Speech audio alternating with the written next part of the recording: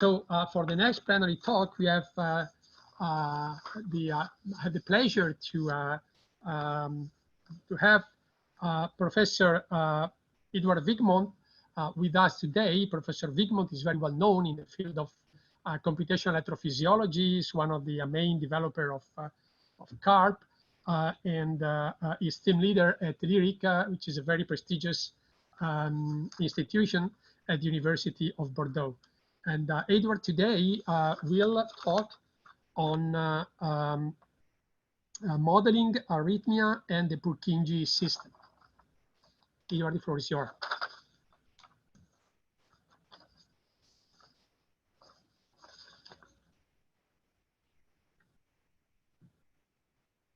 I guess you have to open your microphone.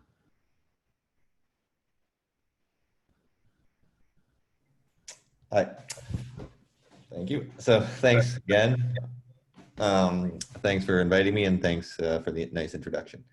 So I'm going to talk about the Purkinje system and how it relates to arrhythmia today. So just a brief introduction of what it is. It's the rapid conduction system of the heart, starting basically at the AV node and going to the bundle of His and the Tuara branches, or the bundle branches as they're also known. On the right side, we have the original drawing of the His bundles and their branches by Tuara, and then we have some GFP staining on the bottom right. And it's very important for heart function. Malfunction has serious consequences, but we have the problem that we can't map it clinically, and we can only make localized measurements. Okay, so who is a brief step into history? So who is Purkinje, after whom this system is named? Well, he was from the Czech Republic. He was actually quite, he was a scientist, and he made his mark in a number of fields. He related structure to function. He actually experimented on himself with drugs, not psychedelic drugs, but just more mundane drugs. He promoted the use of fingerprints for identification. This was a few hundred years ago, or 100 years ago. And I think it was interesting. He was a modest person, and he discovered a bunch of things, but he actually wasn't worried about anything being named after him. He said it makes no difference about what the thing does. And today we have Purkinje cells, Purkinje fibers in the heart, Purkinje effect about light adaptation, and Purkinje images. So for someone that wasn't interested in it, it happened to him. And Tuara, he discovered the AV node, and he connected the Purkinje cells, which Purkinje had identified, to the cardiac conduction system. And he has actually been called the father of modern cardiology. So the Purkinje system has a gross structure starting at the AV node, His bundle, bifurcation into the left and right branches. On the left side, there's 3 main fascicles. And on the right side, there's sort of 2 fascicles. There's the main fascicle and then the moderator band. And the moderator band stretches across the RV cavity to excite a papillary muscle on the RV wall. And the RV septum has few Purkinje junctions, excited mostly by the LV septum, and they go about 80% up from the apex to the base. And on the right, there's a nice staining here. So why is it so interesting? Well, the Purkinje cells are distinct from cardiac muscle cells. They have limited T tubules. They use IYR3 and IP3 as opposed to ranitidine receptor 2, which is in the myocytes. And just the action potential looks different. It's a bit longer in humans with the lower potential, resting potential. So there's differences. Faster propagation is probably its chief property, 2 to 4 meters per second. Resistance to ischemia, that's questionable. So it's difficult to image. We can't see it. Even experimentally, it's difficult to see it. People have done different stains. Contactin 2 only works in mice. Neurofilament only works in rabbits. India ink injection works if you have a nice collagen tight sheath around the Purkinje fibers. They've only done green fluorescent protein in mice. And most of those stains you see with the nice pictures are iodine or Lugol, yet they only stain the surface, and they don't give any insight into what's happening within the myocardium and the Purkinje junctions. And there's 3 classes. There's ungulates, which have Purkinjes which fully penetrate the whole wall. Humans and dogs, where the Purkinje goes about a third of the way in, and mice and rats where it's surface. And there's a lot we don't know about the Purkinje system. The nature, what happens exactly where the Purkinje cell interacts with the myocardium, the transitional cells between the two, how many junctions, electrophysiological heterogeneity. Here's some micrographs of Purkinje's cells within the myocardium. You can see they run as fibers, and there's several Purkinje cells which are linked together, and they're usually wrapped in a bunch of collagen. And M is the myocyte, P is the Purkinje, and it varies a bit on different species about how many cells run in parallel down these fibers, and how porous the collagen sheath is around the fiber. But it's quite a complex structure. So part of it is we've looking at ways to generate Purkinje systems, because we can't measure them, so we have to come up with a method for making them.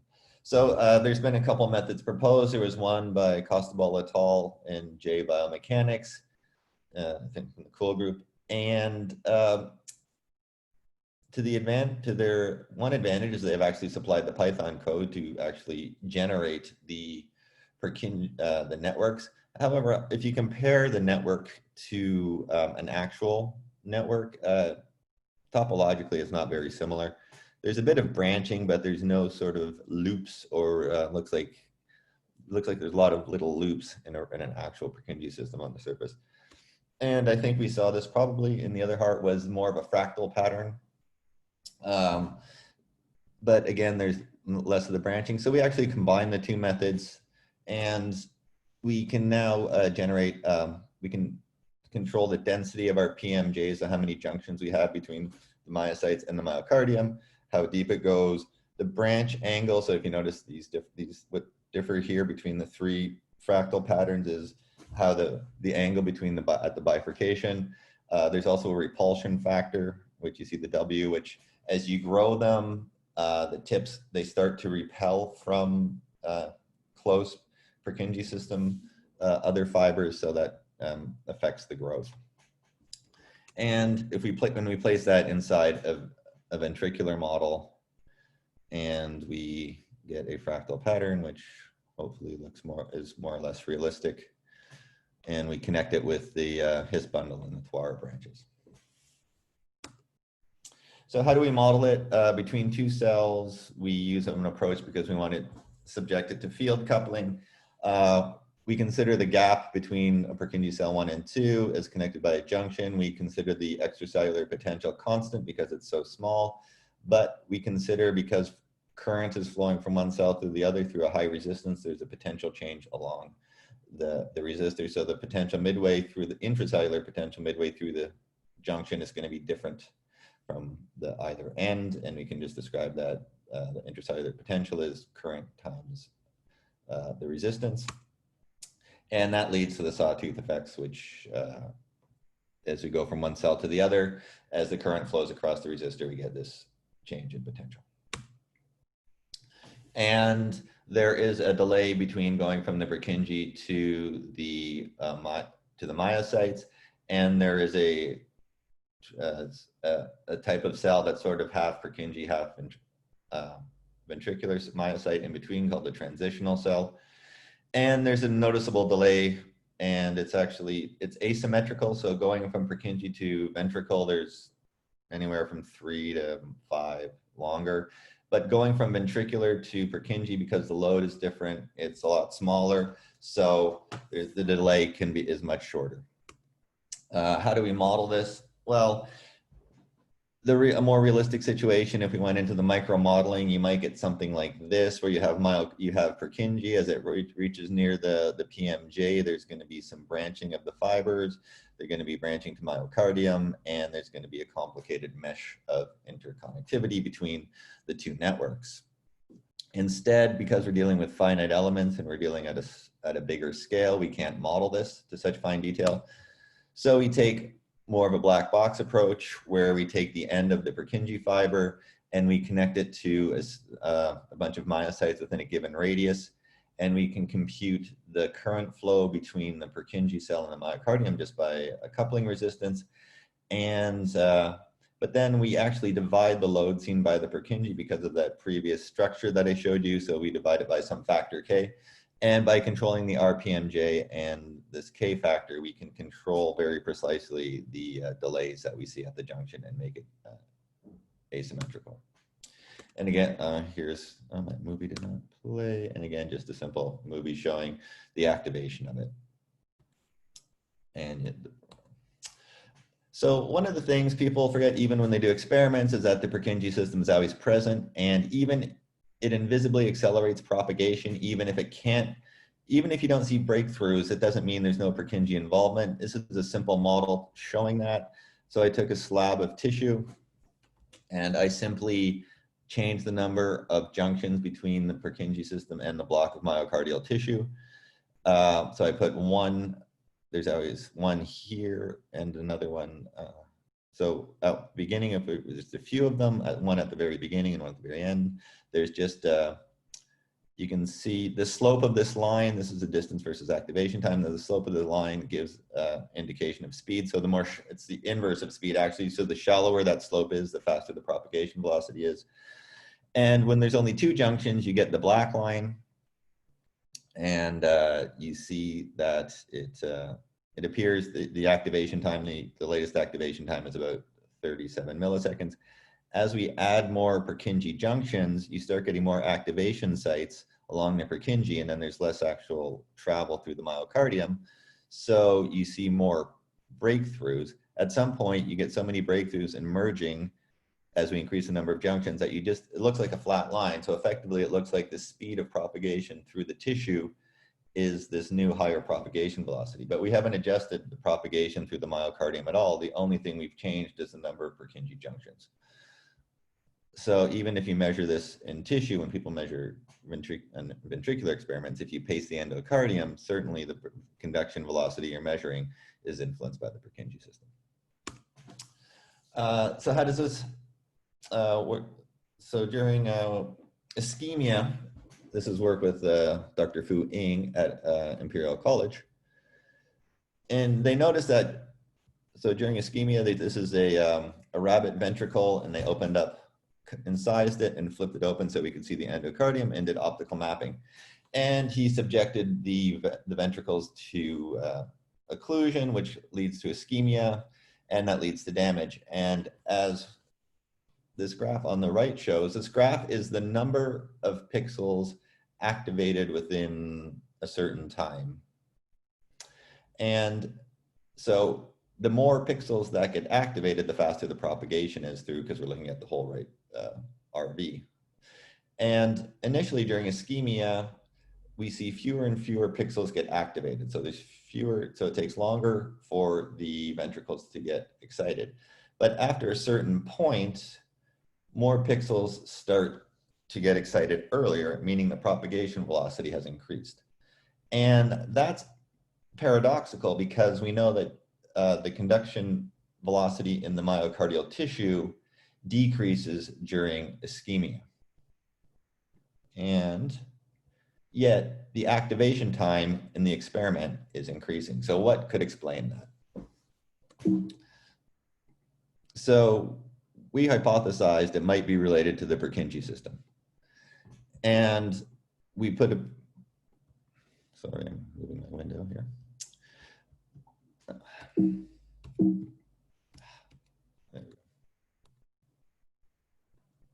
So we put a bunch of Purkinje myocyte junctions all over the RV and with a Purkinje network. And when we only allowed 5% of those junctions to be active, we saw an activation time pattern, as on the right, taking 22 milliseconds. However, if we increase the number of active Purkinje myocyte junctions to 80%, we had a much faster activation time. At the top, there's no Purkinje junction, so you'll notice that that's why you get a longer activation time up there. So just increasing the number of PMJs, functional PMJs, decrease the activation time. And then as another measure, we also wanted to see, we took the divergence of the I guess that would be the activation time, and the propagation velocity. And you can see that when you have positive divergence, it means that you have, I'm trying to get this right, positive divergence when you have an activation type or a breakthrough. When you have a negative divergence, that means you have a wave front collision. And if you look at that measure, we're getting more breakthroughs as we decrease the number increase the number of active PMJs. So this is telling us that so we're hypothesizing that the PMJs then, you have a lot of we're hypothesizing you have a lot of normally quiescent PMJs. And as you shift the conditions, whether you shift just the alkalinity, or the calcium, potassium concentrations or whatever, you're going to change the loading at the PMJs. And at some point, you're going to move some into favorable conditions for active PMJ transmission. And then you're going to move other ones that are into unfavorable. But this means you're always going to have PMJs that are conducting. So you're never going to totally block, and you'll always have activation that's successful somewhere in the heart. So let's consider some arrhythmias. So TRM4 is a channel. It's called a transient receptor potential mellostatin 4 channel. And there's a bunch of these TRP channels. And there's people with genetic mutations, when you get an upregulation of this channel, they tend to have heart block. And these channels are non-selective cation channels, and they're in Purkinje cells, but they haven't been found in myocytes. And they're activated by calcium. And so far, there's been a mechanistic explanation lacking. Why did these people have heart block with this mutation? So we decided to try and look at that in a mathematical model. We took the Pan-Ludi Purkinje cell, canine Purkinje cell model, and we added a TRPM4 channel to it. And this is the expression that we used for the channel. And this graph on the right just shows that the channel is activated by calcium. However, if you just add this channel to an established model, you're going to break all the balances in the model. So the model's already been tuned to balance the potassium, the calcium, and the sodium, as well as get the proper responses. So what we did is we calculated, taking the waveform of the model, taking the desired calcium and voltage, we computed the orange trace, which was the actual current through that channel. So then what we wanted to do is subtract currents from the model that would restore the entire model behavior to what it was before we added the channel. So we had to come up with a combination of currents, which was the same as the channel that we added.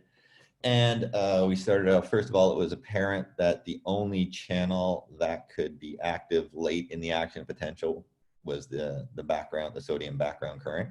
So we first subtracted that from the model. So that said that the TRPM4 channel was actually represented in the original model by the background sodium channel.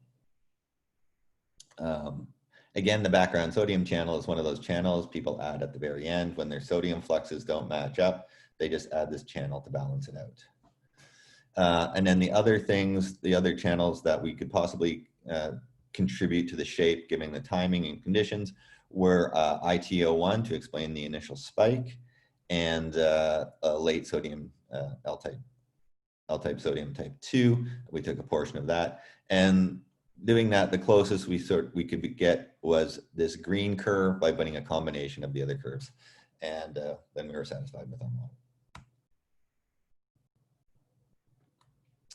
So what happens if you put this channel in? Well, black is the control, which looked very much to the action potential before we muddled with it and added our TRPM4 channel. If we block the TRPM4 channel, we got the red curve, so we got a reduction in APD. And if we upregulate it 2.2 times, we get a long APD. If we went to 2.3 times, then we got a EAD. And what happens experimentally? Again, if you block it out, very similarly, you get a 25% reduction in APD by blocking the TRPM4 channel. So, but then the question is, what happens in tissue? So we took a single cell model doesn't give much insight. So we just took a simple strand model with a left portion of the strand and the right portion of the strand. We gave the same TRPM4 expression, and then we changed the expression in the middle, since we figured the mutation would be heterogeneously expressed in the fibers. And if by changing the different expression levels in the ends, which is the vertical graph, and the right is, sorry, the y-axis is the constant, the expression of the TRPM4 compared to control at the ends, the blue regions, and on the x-axis we have the expression in the middle region. And the color gives you the type of behavior that was seen depending on the levels. And we could get all sorts of behavior. We could get the conduction block, the heart block, as seen clinically. This would be the first, second, and third degree block. So you can get easily one-to-one when you have little perturbations. If you perturb things everywhere, you get quiescence. And you can get second degree heart block where not every beat goes through. So so if we're pacing from the left end, that's the first one we'll pace is the black, and then that should go to the orange, which goes to the pink. And sometimes you see the black get stimulated, but it doesn't go through to excite to the pink, to the right side. So very interesting behavior once you put a simple nonlinear system and you put them together in a cable, and it's not always obvious what's going to happen. Just briefly say, so things can happen on the single cell level and on a strand. Another reason why the Purkinje is also important in terms of arrhythmia. They have 2% of the muscle mass, yet it's been estimated they're the origin of 1/3 of all idiopathic VT. And these clinical recordings show associated with the initiation of VT are these Purkinje potentials. So these are like, they're sharp, low amplitude recordings, which precede the ventricular ectopic beats. And you can see them firing here and there. And again, why is Purkinje? This is work that was done earlier with Gernot-Planck, just some older work showing that because this Purkinje is a one-dimensional system, the loading makes it more likely for ectopic beats to be able to propagate. When there's too much load, like in tissue, 1 or 2 aberrant cells won't be able to produce enough current to initiate an action potential. The moderator band, I talked about it before. How can that, and how does it relate to the Purkinje system? Well, I said there's a Purkinje fiber running through the moderator band. So that means that you can actually come up with a situation where you have activity going through the moderator band, but through the muscle of the moderator band, and it's totally independent from activity going through the Purkinje fiber. So they could actually even go in different directions. And this is a study that we did that was showing that this is possible and does contribute to the reentry, where you essentially get a reentrant loop with the activity going different ways across. That was through the muscle, and then you'll see that's the muscle. And you can tell in the Purkinje activity, you have to look at the Purkinje fibers to see. But this was to mimic a bunch of experiments done in sheep. And again, we get the same sort of activation patterns going from distal mid-proximal. So distal mid-proximal moderator band, sorry. I'm terrible at hitting too many buttons. So again, we were able to recreate and show that, yes, the moderator band with the Purkinje system can be a reentrant mechanism.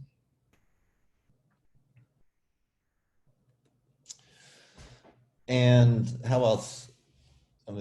So T-wave alternans have been investigated as being indicative of propensity for arrhythmia, for lethal arrhythmia. So for a while, people were measuring T-wave alternans. What are T-wave alternans? They're the slight variations in the amplitude of the T-wave on a beat to beat, going from like high and low and high and low. And they can be as small as 10 microvolts and up to a millivolt. And T-wave alternans can be produced by action potential duration alternans. So if we have action potentials that are going short and long and short and long, that can manifest in the ECG as a difference in alternating amplitude in the T-wave. So we don't know if there's T-wave alternand testing is the same in all cohorts, because some cohorts are tested with apical pacing and others are tested with exercise. So which leads to very, very different stimulation patterns, because when you apical pacing, it's going through the myocardium retrogradely into the Purkinje system, as opposed to exercising where it's natural and all your activation is coming from down the His bundle. So we did a model to see, will this affect the T-wave alternand testing, whether we do exercise or whether we stimulate at a high rate via a catheter. So we're able to run the simulations. We put a gradient in properties and APD like you saw in the previous slide. And we found that if you looked at, so those are the colors here, are the different portions of the heart, and looking at the alternans in different portions of the heart, and we see whether we do the dotted line, which is the apical pacing, or the solid line, which is the, or maybe I'll get that reversed.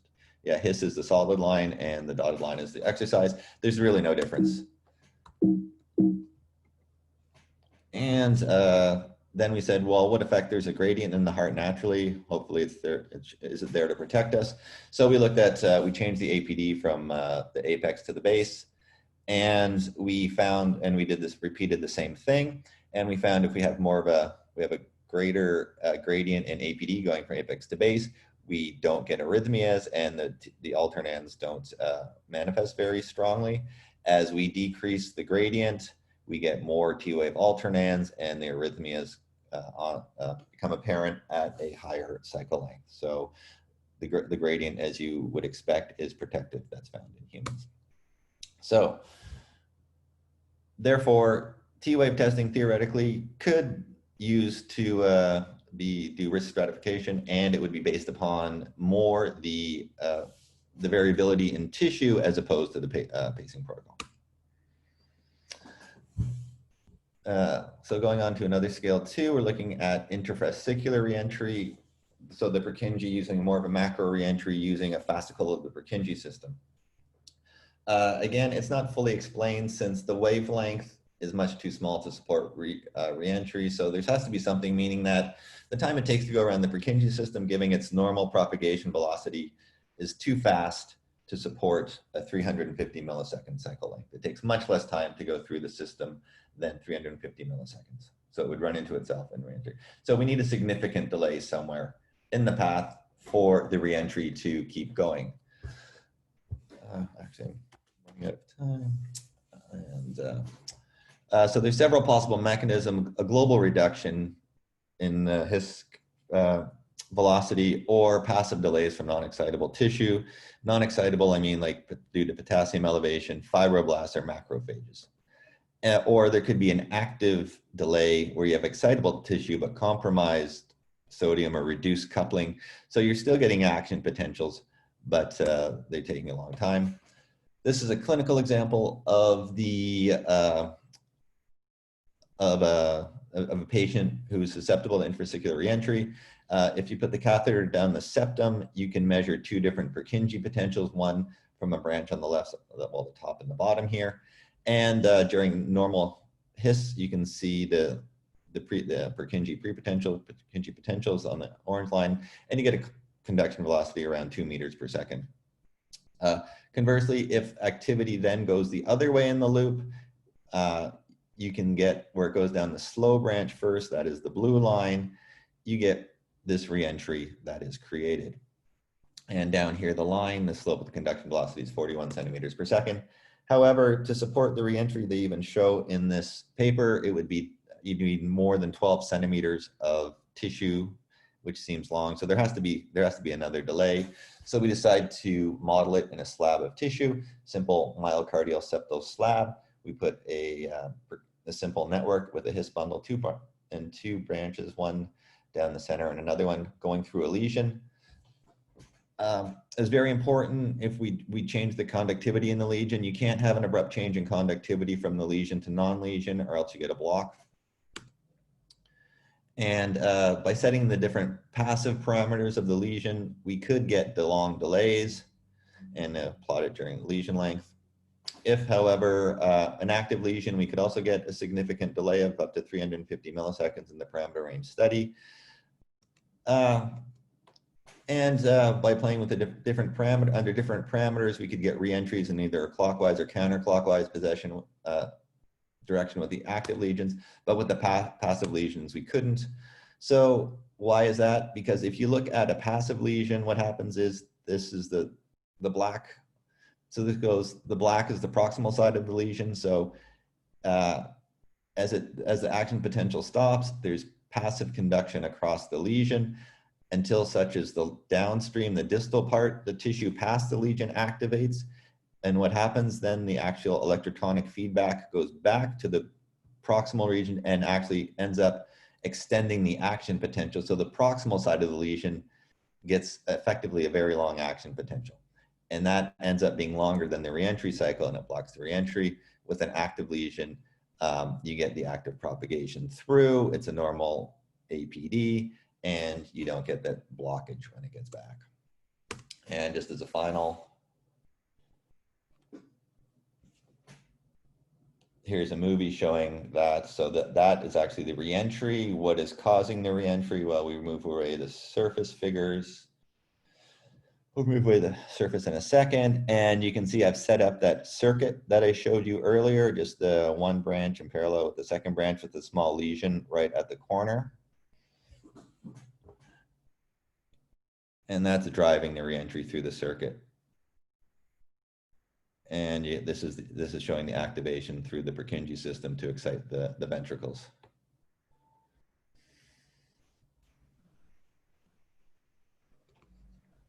So let me skip here. Sorry. So the conclusions are that the Purkinje system is important for considering cardiac modeling and arrhythmias. It affects even basic propagation. It's implicated in reentry initiation and maintenance. And we need a lot more basic science to actually answer a lot of questions in proper modeling the Purkinje system.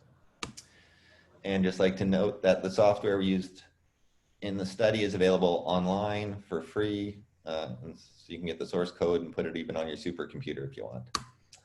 Thanks a lot for your time.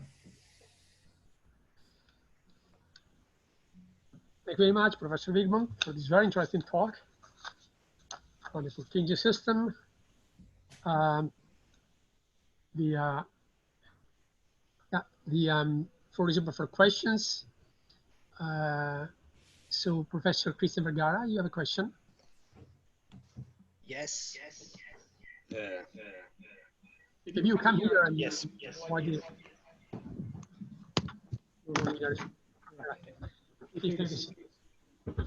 Hello, thank you for your interesting talk. I have a question about the generation of the network.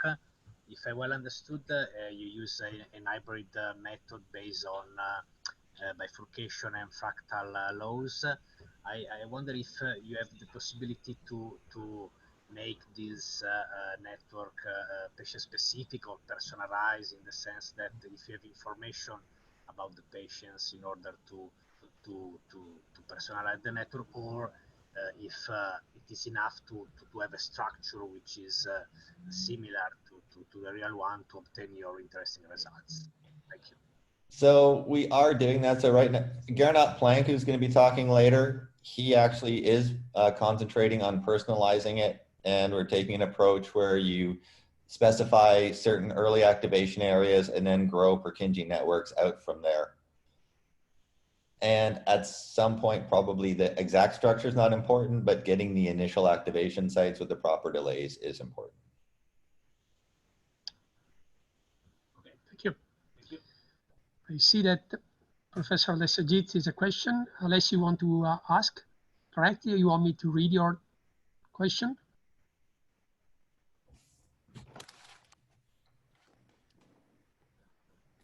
Okay, maybe I read it. Thank you for the fantastic talk. Could it be possible that the observation on the divergence analysis activation of additional populations accumulation is linked to the local nature of gap junctions? I mean symmetry, asymmetry of the GJ protein conductance at the cell-cell interface, depending on the transjunctional voltage. I hope it's clear to you. I'm not sure what's being asked. The gap junctions, I don't know, are symmetrical. Well, I guess there can be in homotypic gap junctions. You get they are symmetrical transmission across. I don't think is it heteromeric or heterotypic gap junctions will explain the one-way transmission. So I'm not sure exactly what the question was about. The divergence was more about successful transmission. So if you have more successful transmission, an isolated special transmission when you do will appear as a breakthrough point, which then will have a divergence, a non-zero divergence, and that will be picked up by the method.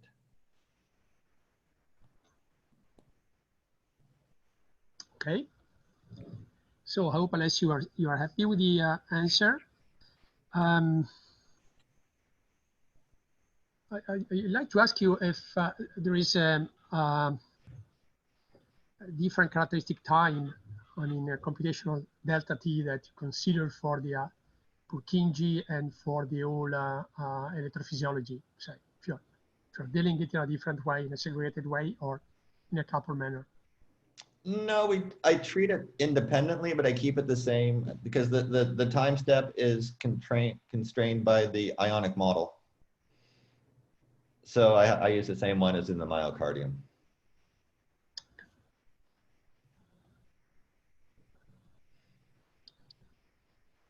Are there further questions for Professor VIGMOND?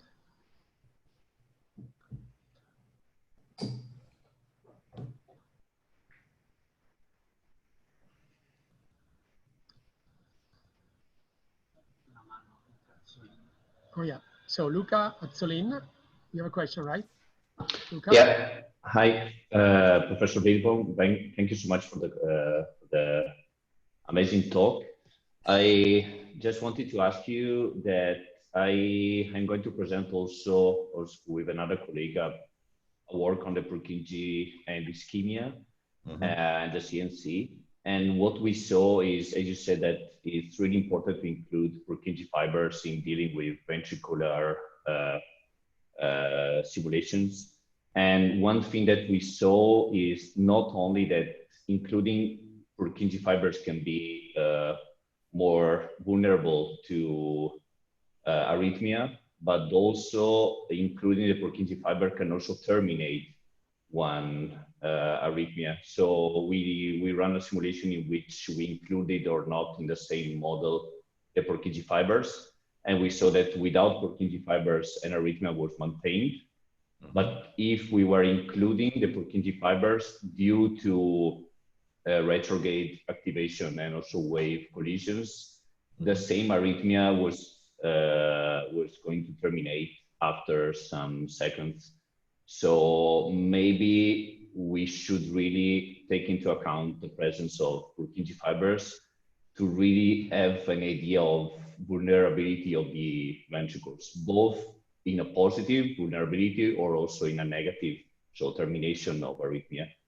Well, did you see any other case? Because I mean, we're having a more heterogeneous activation, and that can be more vulnerable, but also less vulnerable. Yeah, so I mean, I've seen your observation too, because I've done a number of studies, changed in a number of PMJs and with and without activation. And yeah, see, sometimes it does it. Generally, I found I think it was a bit harder with the Purkinje, but it was more robust, the re-entry that developed with the Purkinje. I think the Purkinje, the hard activation is from endocardium to epicardium primarily, so that actually gets rid of a lot. It's not apical to basal, it's inside to outside, so that is much more protective against arrhythmia. Okay, thank you so much. Thank you. We'll take a last question by Professor Planck. Gernot? Hi, Ed. Nice talk. Thanks. I have a quick question for you. you mentioned that the apical-basal APT gradient is a protective mechanism.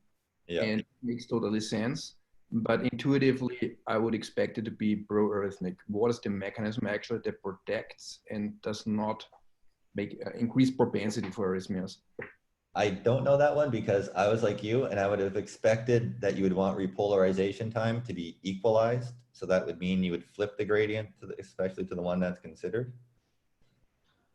But I think it's preventing wave break at high frequencies. But you don't know for sure. You have not really analyzed it. No, we haven't really analyzed it, but you did see, you saw the, well, there's the data, whatever the data says. Yeah, I can't, I think it's this slide here. Yeah, and so the main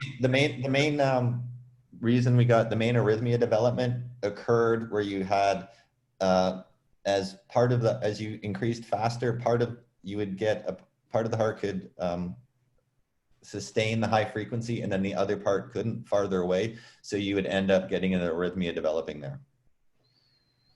So maybe the way the block works, you get a block in the opposite direction to stop the arrhythmia from originating. But it's against sorry. Oh, fine. Yeah. I am. Go ahead. Yeah, I'm no, done. go ahead. No, I'm done. I was just saying it's against my intuition, but I certainly believe him. Okay. I mean, you still have time. Don't believe me, I believe the numbers. Well, I mean, you still have time to elaborate on that during the coffee in 20 minutes from now. So thank you very much, Edward. Thanks, Professor VIGMOND, for this very interesting talk again. And now we split into two different sessions.